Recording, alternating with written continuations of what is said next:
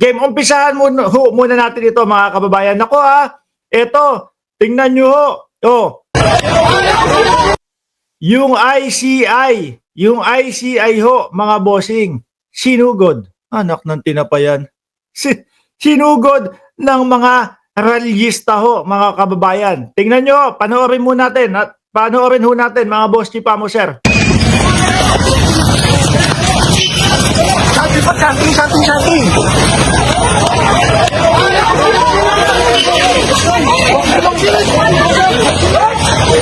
Akala ko ba ang mga pinaglalaban ninyo is para masugpo ang korupsyon ng ating bayan. Eto, ICI, yung nag-iimbestiga doon sa mga politiko, doon sa mga nadadawit na mga pangalan, patungkol dito sa korupsyon ng ating bayan. Bakit ganyan ang gagawin nyo? Guguluhin nyo pa. O ano gagawin nyo? Kagaya noong September 21? Grabe naman kayo. Nakibaka sa loob ang ginagawa nila pag-iimbestiga sa loob ng ICI tapos guguluhin nyo, makibaka.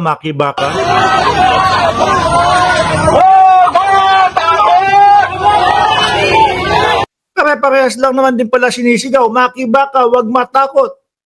Minsan hindi mo na alam kung ano talaga yung pinaglalaban nila Kung totoo pa ba sa puso nila yung pinaglalaban nila. Or kung saan lang may bayad, doon lang sila.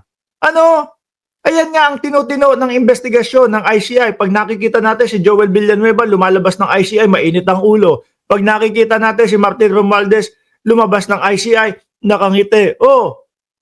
Di ba?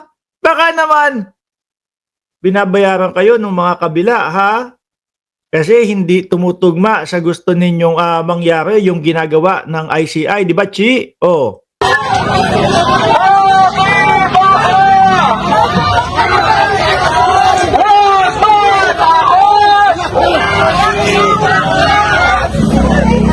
Pinipilit nilang sugurin. Siguro, mga kababayan, dahil ang gusto nilang ipilit si Marcoleta, no? Yung maging chairman ng Blue Ribbon Committee at doon ilagay yung pag-iimbestiga. Diyos ko po, ipipilit nyo na naman yung gusto nyo. Sabi nga ng taong bayan, ayaw nila kay Marcoleta bilang mag-iimbestiga dyan sa mga korupsyon kasi daw, meron daw mga bias si Marcoleta. Sabi, Boss Mark, may nagmumura pa kay Presidente, mga bastos talaga, mga DDS. Ganyan ang script ni Sara kanino po ba natin, Ma'am Mimi, nakikita, naririnig yung mga kadalasan at palaging pagmumura? Di ho ba sa mga DDS yan?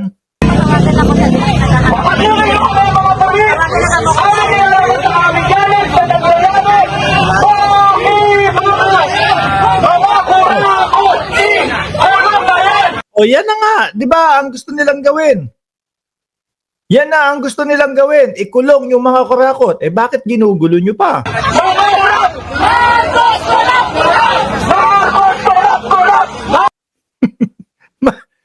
Hindi mo alam kung mahihina ang utak ng mga rallyistang ito. Biruin nyo ang sinisigaw, Marcos corrupt. Ako ho, kung si Pangulong Bongbong Marcos ako, mga bossing, at kung alam ko sa sarili ko na ako ay damay o meron akong mga ghost project, hindi ko ho itatayo yung ICI na yan. Hindi ko ho ibubulat-lat sa inyo yung mga kontraktor, 15 kontraktor na namamayagpag na nakakakuha ng mga proyekto sa gobyerno. Hindi ho. Bakit? Kasi posibleng maging ugat yon nang mapunta sa akin ang investigasyon. Yang mga iimbestigahan, malamang sa alamang yan, kung alam nila na may baho ako o may ginagawa akong kalokohan, ako ang ituturo niyan sa dulo. Sabi ni Just Vincels, DDS ba ang mga ito? Malamang! Sa sigaw pa lang Marcos resign. Si Pangulong Bongbong Marcos pag-resign ninyo, sino ba ang kauna-unahang presidente na bumabangga sa mga malalaking mga pangalan sa Pilipinas? Di ba si Pangulong Bongbong Marcos, naimbestigahan ba yung mga prime water? Naimbestigahan ba yung mga bilyar dati nung panahon ni dating Pangulong Duterte? Wala naman di ba?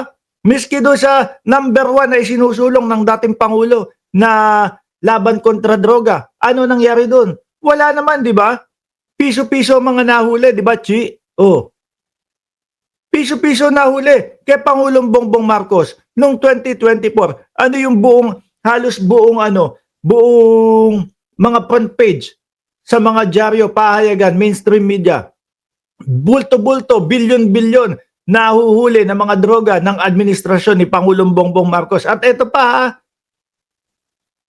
isang beses nagpalitrato ang Pangulo dahil nga bilyon yung nahuli na droga, mga kababayan, nagpa-picture ang Pangulo. Aba, sinita pa ni Sara Duterte. Sinita pa ng Vice Presidente. Kesa photo ops lang daw. Kesa picture taking lang daw, sabi ng mga DDS. Samantalang kay dating Pangulong Duterte, kapag ka nakakahuli, kahit pa piso-piso, picture taking. O, di po ba? Tapos Marcos resign. Isa lang ho ito, mga kababayan, sa patunay na itong mga tao na ito, basta rally na lang, hindi nila inaalam, no? Kung ano yung punot dulo, hindi nila inaalam, no? Yung kung sino ba talaga ang nagpapa-imbestiga. Basta siguro may bayad. Okay na yun. Sigaw na tayo sa kalsada. Labas na tayo sa kalsada. May bayad di ba?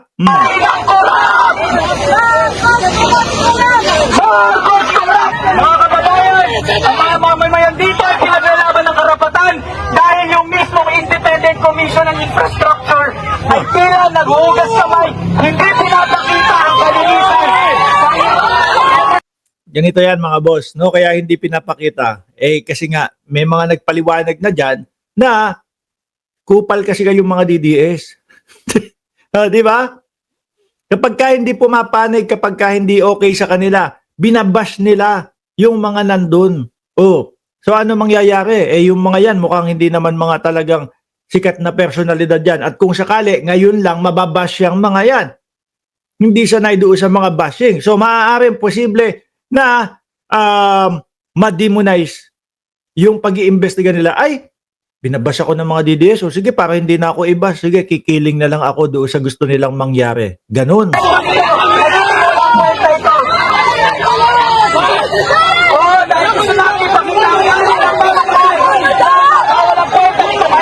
Imbis na tuloy-tuloy ho, mga kababayan, yung pag-iimbestiga, gagawin nila ganito, panggugulo, sisirain yung bakod. Di po ba? Mag-iingay lang sila kasi wala pang nakukulong. At may makukulong na tahimik mga yan, mga DDS. Sabi, ang tanga nitong sumisigaw. Next week, live stream na ang hearing ng ICI.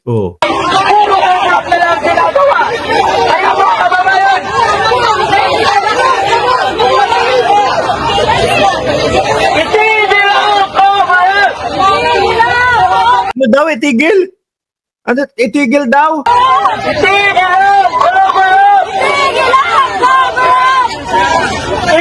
Itigil ang cover up. Ano nyo naman nalaman na cover up? Diyos ko po. Di nagsumbong na yung mga iniimbestigahan mga senators kung may mga cover up, etc., etc. Sila Joel Villanueva, naiimbitahan dyan, di ba? Di nagsabi na yun. Ganito po nangyari sa loob Si Mark Villar, naimbitahan din dyan sa ICI. Isiniwalat na agad nila na, yung sa loob ng ICI, nako, napaka-bias nila dun sa loob. Pero mo ba naman, nagkwento na. Yan pang mga yan, madadaldal yung mga yan. Hindi, si Mark Villar, hindi, tahimik lang daw ho yun. Medyo ngayon lang nag-iingay si Villar, no? Pero hindi din tahimik pa din si Villar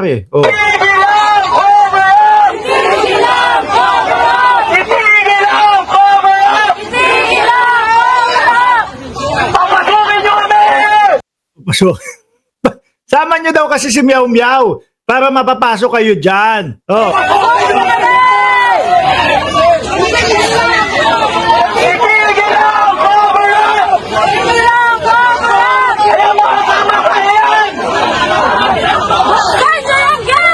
Yun nga ang sabi. Tahimik po daw pero nagwala daw. At 25 minutes lang daw ang itininagal ng mga pagtatanong kay Mark Villar doon sa loob ng ICC. Mukhang nag-init ang ulo, sabi ni Ramon Tulfo. Ayan yung ipakita ng mamamayan ng galit! Nakakapag-ismaya ICI na yan! Sino ang gusto nyo na mag-imbestiga.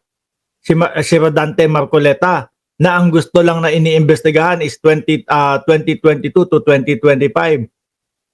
Tapos biglang magkakaroon ng mga special o surprise na mga mag-ano na ano tawag dito? Surprise na gutesa. Di ba, mga bossing? Marami palang ikukulong ang ICC, sabi ni Eileen Sabala. Oh, happy Friday, Mark. Shout out.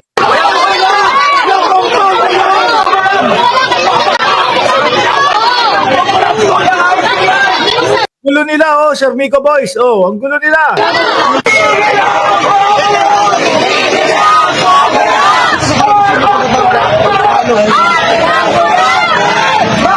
Sabi ni Maxi, pag pinasok sa Oblo, mga yan, tapos iiyak. Ay, correct. No? Naalala nyo yung September 21? Pagka dami-dami ho, mga boss chief amo, sir, nung mga nag-iiyakan kasi nahuli ng kapulisan. Yung iba mga nagsisinungaling pa. Merong isang bata nakita ako, ang liit-liit, nagsisinungaling.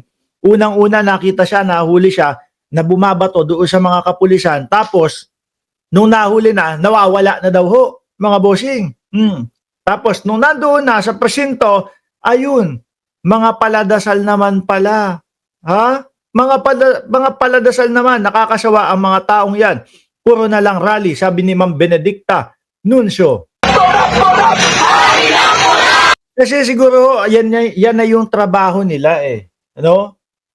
Yan na yung trabaho nila. Baka masaya pa nga ho yan, mga boss chief mo, sir, kapag kaho, may lakad tayo. No, saan? Magrarally ulit tayo. Aba, ayos yan.